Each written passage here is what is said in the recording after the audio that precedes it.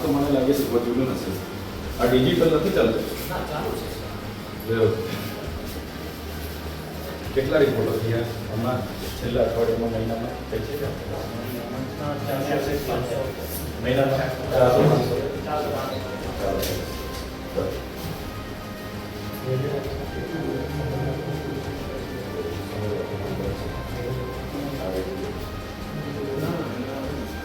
સારી પહેરી છે ને લોકો બધા ઘણા આવી છે સારવાર માટે અને હા હા બરાબર બરાબર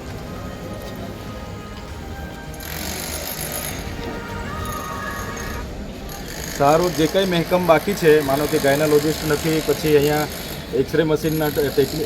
સોનોગ્રાફી મશીન બંધ હાલતમાં છે એના ટેકનિશિયન નથી પહેલાં સિકલ સેલ એનેમિયા એની ચકાસણી માટેનું મશીન બંધ છે એના કોઈ ટેકનિશિયન નથી તો મેં સાહેબને વાત કરી છે મહેકમ માટે જે પણ ખાલી જગ્યાઓ છે એ ભરાય એ માટે ઉપર આપણે વાત કરીશું ને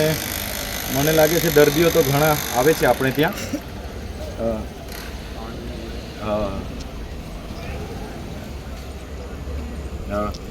ને ડિલિવરી બહેનો માટે કોઈ ગાયનેકોલોજિસ્ટ નથી એટલે એ કહેવું પડશે આપણે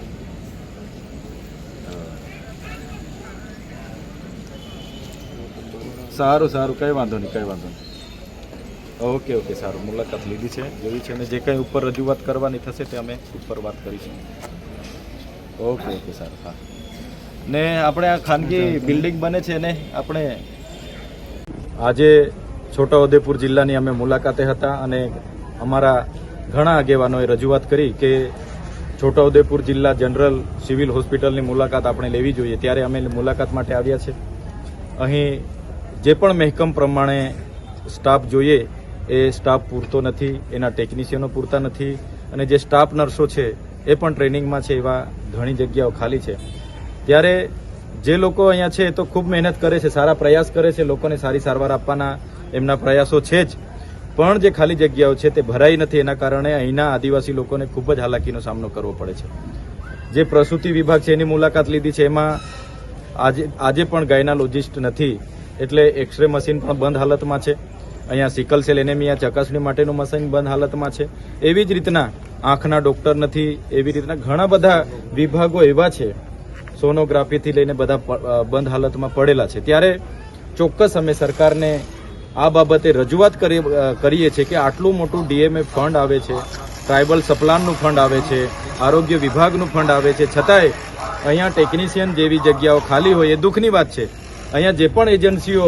કરાર આધારિત કર્મચારીઓની ભરતી કરે છે એનું અહીંયા કોઈ ધ્યાન નથી એ સમયે ભરતી પણ નથી કરતા અને ઘણા કરાર આધારિત કર્મચારીઓની રજૂઆત છે એમને ટાઈમે પગાર પણ નથી મળતો અને પૂરતી સેલરી પણ નથી મળતી અને શોષણ કરવામાં આવે છે ત્યારે અમારા આદિવાસી જિલ્લાઓમાં અહીંના લોકોને મૂળભૂત પાયાની સુવિધાઓ પૂરતા પ્રમાણમાં મળે નાની નાની બાબતોમાં વડોદરા જવું ના પડે એ બાબતને લઈને આવનાર દિવસોમાં અમે સરકારમાં રજૂઆત કરીશું અને ફરજ પર જે પણ અધિકારીઓ છે આજે બધાને અમે સૂચન કર્યા છે કે સમયસર બધા અહીંયા હાજર રહી અને અહીંના લોકોની સેવા કરે એ જ અમે સૌ પર અપેક્ષા રાખી રહી છે